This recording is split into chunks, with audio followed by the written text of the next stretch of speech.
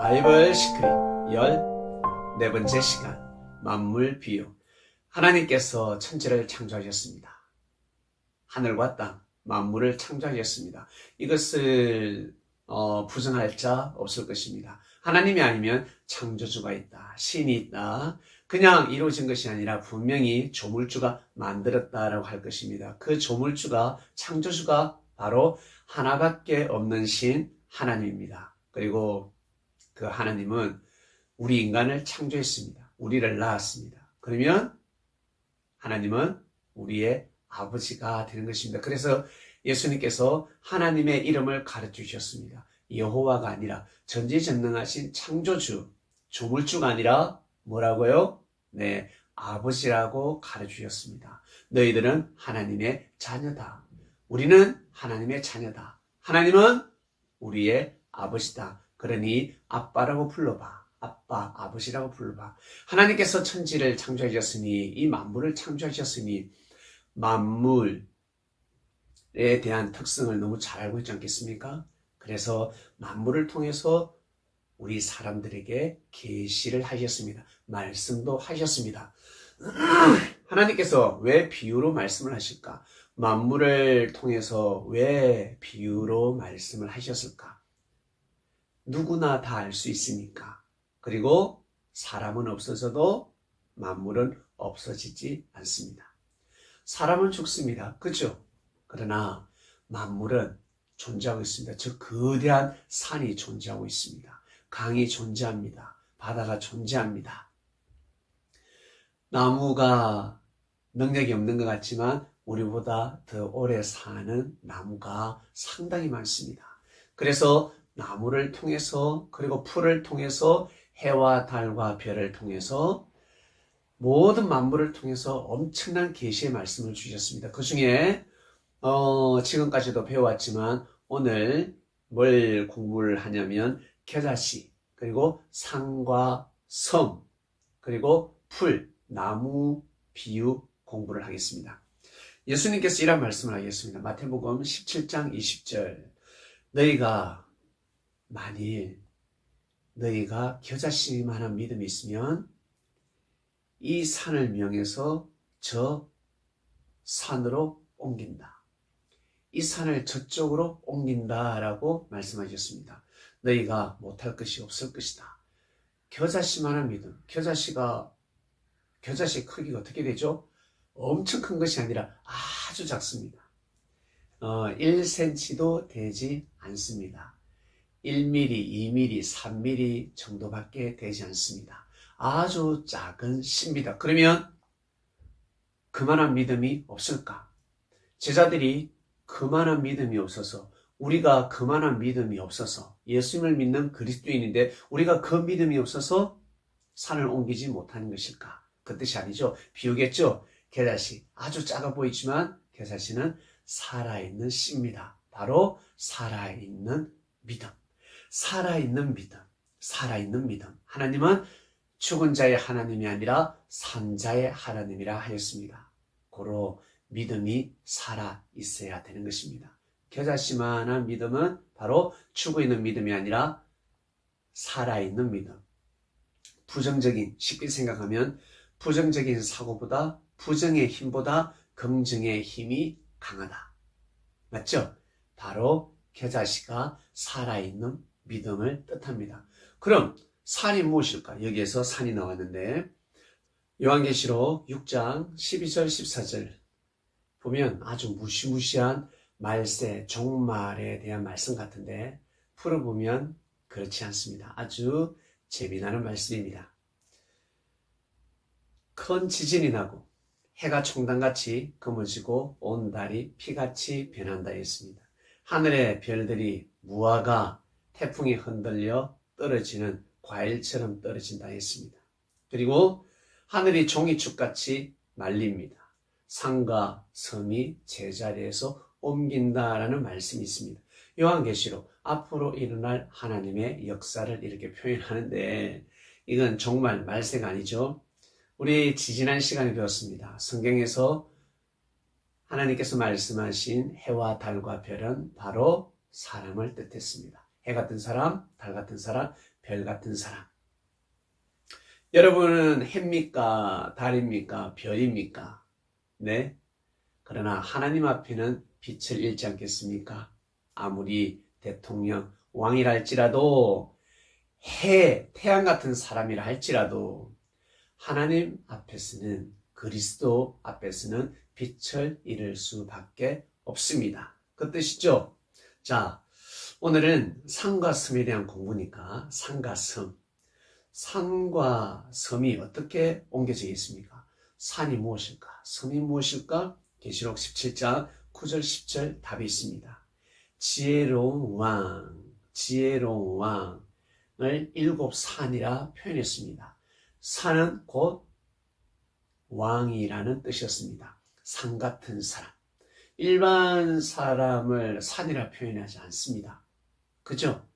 그리고 큰 사람을 거목이라 표현하지, 소심하고 능력 없고 게으르고 이런 사람을 거목이라 표현하지 않습니다. 그처럼 산 또한 마찬가지. 산은 어떻게 이루어집니까?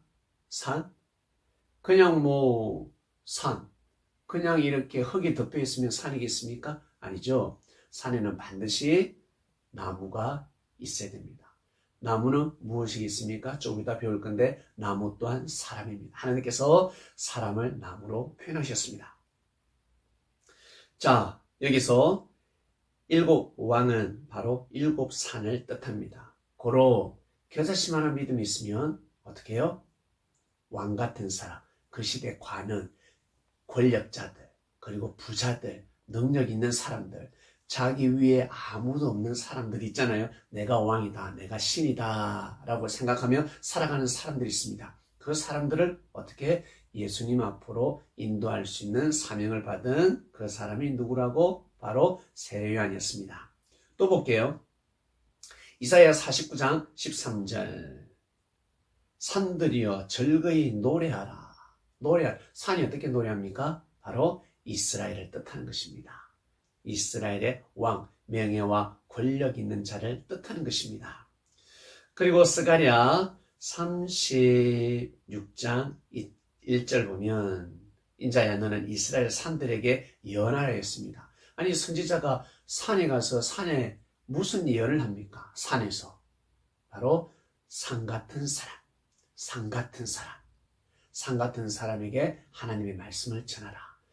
관원들에게, 권력자에게, 왕에게 나의 메시지를 전하도록 하라. 바로 그런 뜻입니다. 산과 섬은 바로 사람을 뜻하는 것입니다. 아주 큰 사람. 겨자씨만한 믿음이 있으면 옮긴다라는 것입니다. 살아있는 믿음. 예수님 시대 때 살아있는 믿음이 어떤 믿음이었을까?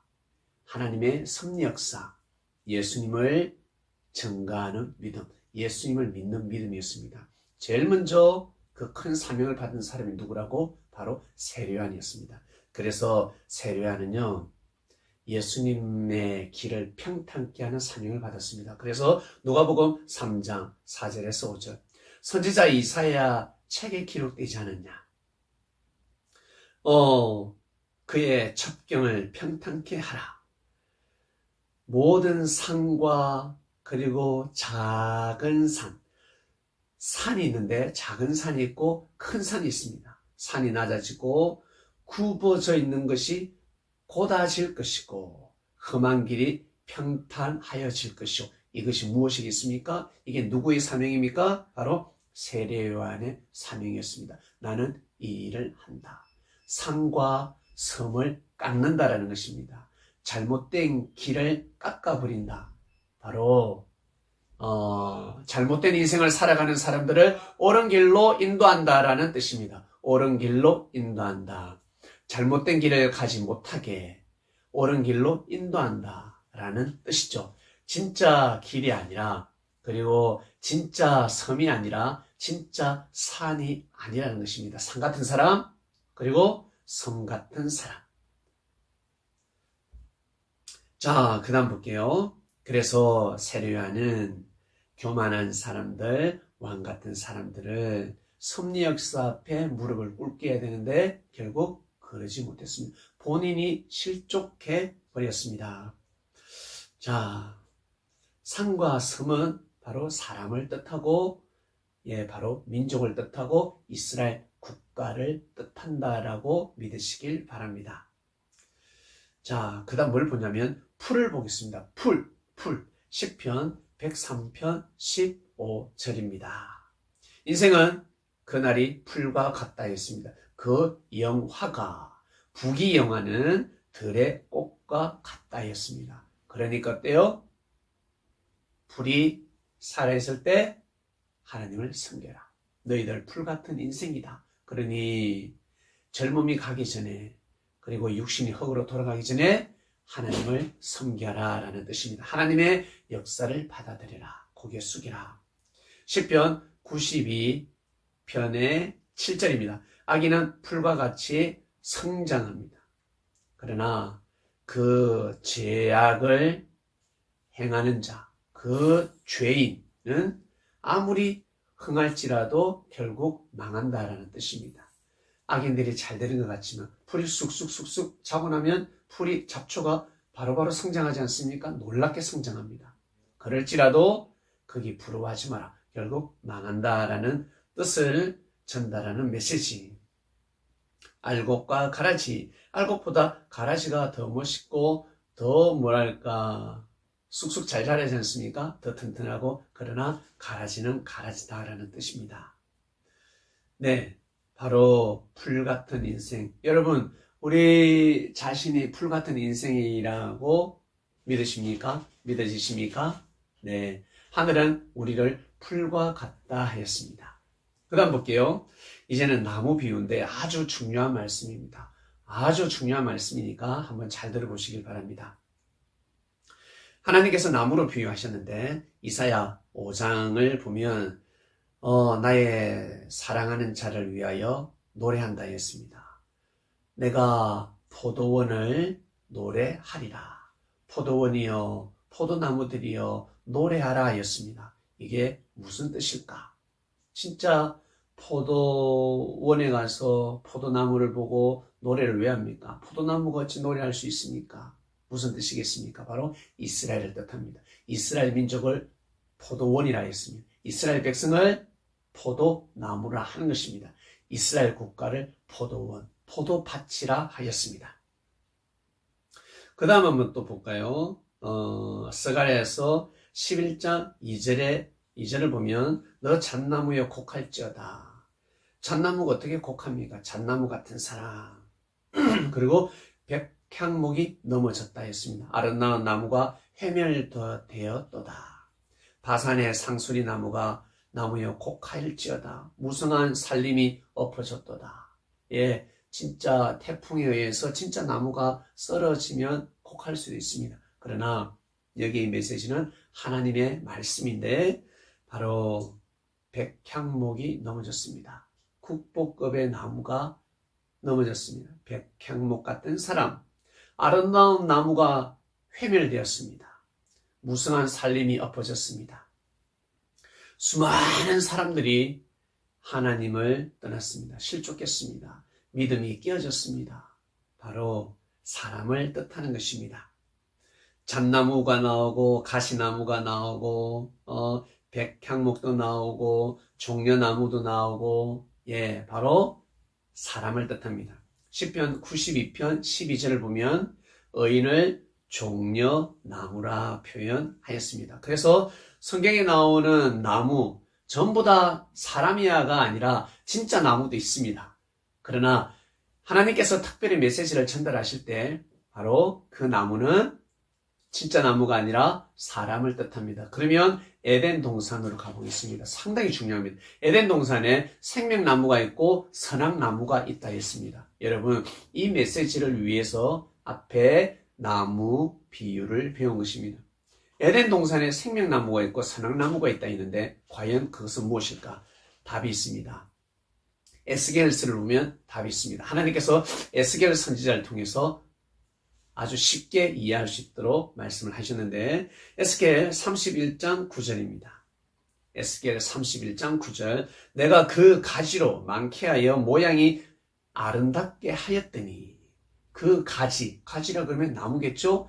나무에 어떤 나무가 있는데 그 나무를 아름답게 했다는 거죠. 수양을 아주 멋있게 만들었습니다. 하나님의 동산 에덴에 있는 모든 나무가 투기를 하였습니다. 하나님의 동산 에덴 동산에 있는 나무들이 투기를 하였다 했습니다.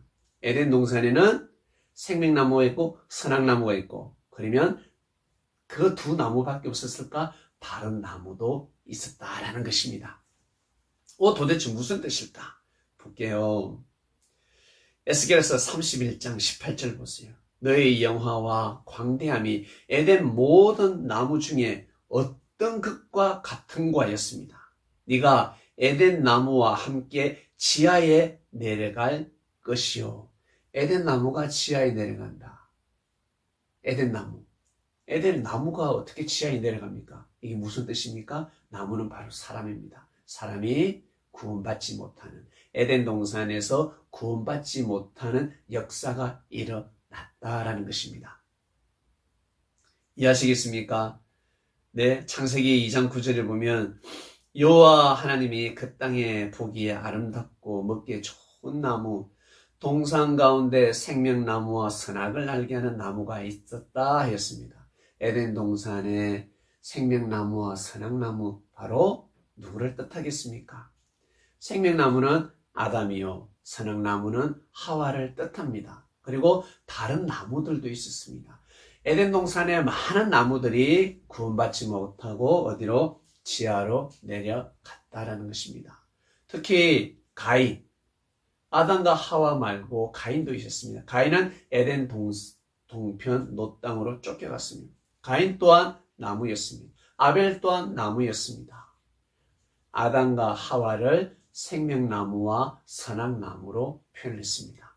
하나님께서 구약의 역사를 시작하실 때, 구약이라는 섭리 역사를 시작하실 때 하나님은 아담을 아담이라 했습니다. 아담, 그 남자, 그 사람을 아담이라 했습니다. 첫 아담입니다. 그리고 신약의 역사, 신약 섭리 역사를 시작할 때 후 아담이 있는데 그 후 아담 바로 생명나무, 누구요? 바로 예수님을 뜻합니다. 고로 에덴 동산의 생명나무는 바로 아담을 뜻하는 것입니다. 첫 아담.